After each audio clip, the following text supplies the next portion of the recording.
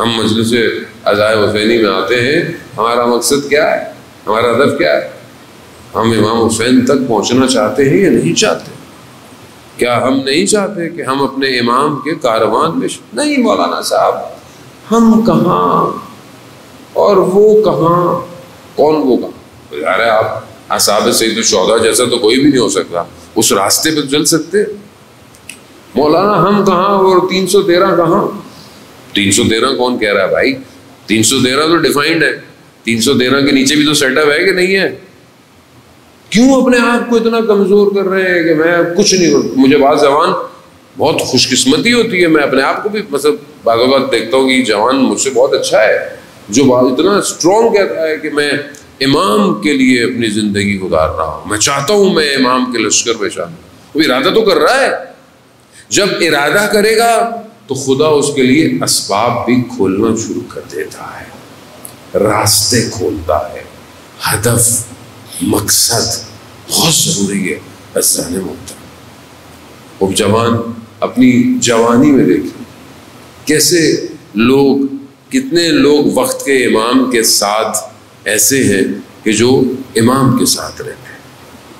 ایک شخص کہتا ہے کہ میں اس زمانے میں کوئی وبا تھی، بیماری تھی، میں مکہ میں جیسے ہی داخل ہوا لوگ وبا کی وجہ سے گر رہے تھے، مریض، میں داخل ہو گیا اور شہر کے باہر پابندی تھی۔ پہلے زمانے میں جب کسی شہر میں وبا ہوتی تھی لوگوں کو باہر نہیں نکلنے دیتے، وہیں پر باہر بندے، اور میری حالت خراب۔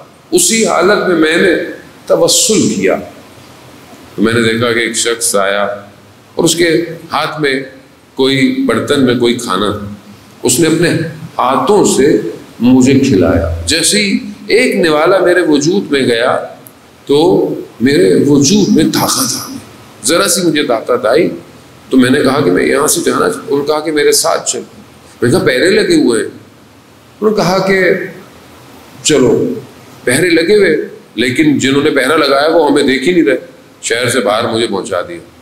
جاتے وقت میں نے ان سے پوچھا کہ آپ کون ہیں، آپ اپنا نام؟ انہوں نے کہا کہ جب تم شہر میں داخل ہوگے تو جو تیسرے شخص سے ملو گے تو تمہیں بتائے گا کہ میں کون۔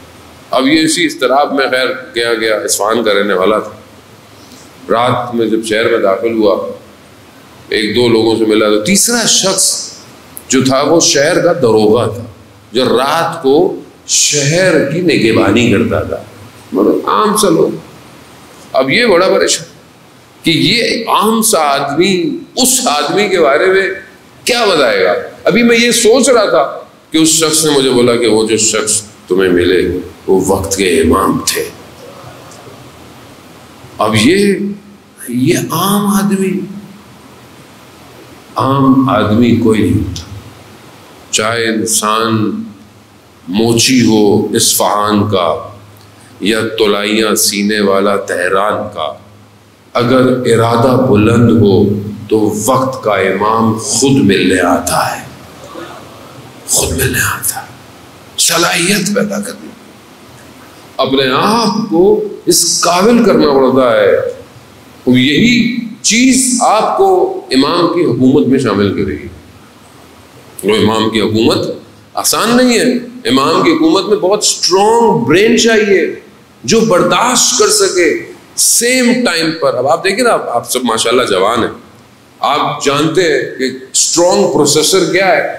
آج جو جس جنریشن پر پروسیسر اور چپ چلے گئے ہیں، خاص طور پہ موبائل کے، آپ کتنی ونڈوز کھول لیں، کتنی اپلیکیشنز کھول لیں، کتنی اس کو کھول لیں، اس کی میموری بھی بڑھ گئی ہے، پروسیسر میں بھی طاقت بڑھ گئی ہے، گرافکس سب کچھ۔ کیوں؟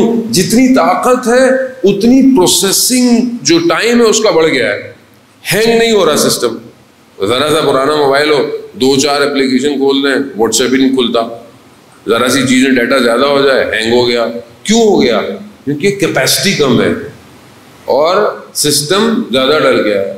خوب ظاہر ہے اگر جوان اپنی پوری انرجی کو دنیا میں لگائے گا، دنیا کی خواہشات میں لگائے گا، تو ذرا سی دیر میں عبادت کے معاملے میں ہینگ ہو جائے گا، آگے بڑھ ہی نہیں رہا، کچھ کھول ہی نہیں رہا۔ اللہ اکبر کرتا ہے کبھی کچھ نہیں کھلا اس کے لیے، کبھی اس کی آنکھوں میں آنسو نہیں آئے، کبھی اس کے سجدوں میں لرزہ نہیں آیا. کیوں نہیں آیا؟ اصل دنیا بھری ہوئی ہے. دنیا جب اندر ہو تو ہمارے مرشد کہتے تھے جب تک تمہارے وجود میں شکم میں دنیا کی چیزیں ہیں تمہارے اوپر آسمان کے راز آشکار نہیں ہو سکتے. تو آپ جتنا دنیا کو ڈالیں گے آپ ہیں، آپ اپنے آپ کو آزاد کریں، اپنے ذہن کی وسعتوں کو وسیع کریں. اور یہ بغیر پریکٹس کے ممکن نہیں ہے، پریکٹس کرنی پڑے گی. اور پریکٹس تبھی ہے کہ جب آپ کلام الہی کو اپنے اندر پیوست کریں گے. آپ سوچیں گے میرا برین بہت شارپ ہو جائے، میں زمین اور آسمان کے ملکوت دیکھنے لگ جاؤں، ممکن نہیں ہے جب تک آپ اپنے وجود کو لمس نہیں کریں گے کلام الہی سے. کلام الہی نور ہے عزیزان محترم. قرآن جنت کے درجے قرآن کی آیتوں کے برابر ہے. جتنا، اس کا مطلب یہ نہیں کہ جس نے قرآن جتنی آیتیں پڑھی ہوں گی اس کے اتنے درجے ہیں، نہیں. جتنا قرآن کی آیتیں آپ کے وجود پر تاثیر کریں گی اتنا بہشت میں درجہ آپ کا بڑھتا چلا جائے گا. کتنی آیتوں نے ہمارے وجود پہ تاثیر کیا ہوا ہے مجھے آپ بتائیں. کبھی ہم قرآن پڑھتے ہیں، انشاءاللہ کہ پڑھتے ہوں گے، جیسا کہ آپ نے سنا کہ سویڈن میں جو واقعہ پیش آیا، قرآن کے ساتھ اہانت کی گئی، اس کے بعد ڈنمارک میں.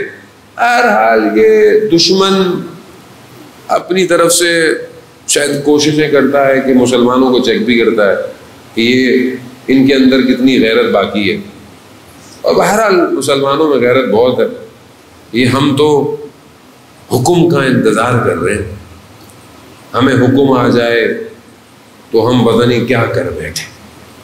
یہ تو ہم اس لیے خاموش ہیں کہ غیبت کے پردے میں وہ بھی ہمارا انتظار کر رہا ہے.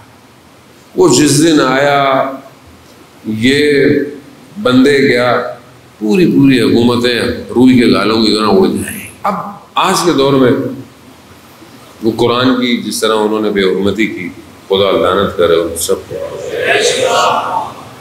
ہمیں کیا کرنا چاہیے؟ ہم کیا کریں؟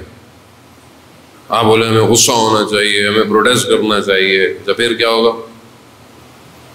تھوڑی دیر کے لیے تصویریں کھینچیں گی، آپ نے پروٹیسٹ کیا، آپ اپلوڈ کر دیں گے، پھر کیا ہوگا؟ اصل پروٹیسٹ قرآن کو اپنے وجود میں اتارنا ہے. اگر آپ واقعاً قرآن کی بے حرمتی میں نالا ہیں تو کم از کم روز 20 آیتیں تو پڑھیں قرآن کی. جمع ہو جائیں، اچھی بات ہے. بتائیں دنیا کو کہ بہرحال آپ قرآن کا معاشرہ ہیں، بتائیں. لوگوں نے کیا ہے، لوگوں نے مجلسوں میں بھی قرآن ہاتھوں میں اٹھائے ہیں، بتائیں، اچھی بات ہے، آپ کریں. لیکن اصل تو یہی ہے. ابھی آپ نے یہاں ہاتھ میں اٹھایا، گھر میں آپ نے کبھی قرآن اٹھایا ہی نہیں. کس کو اپنے ہاتھ کو دھوکہ دے رہے؟ آج دشمن کیوں ایسی سازشیں کر رہا ہے کہ ہم کمزور ہیں.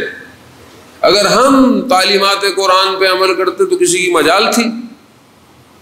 نہیں.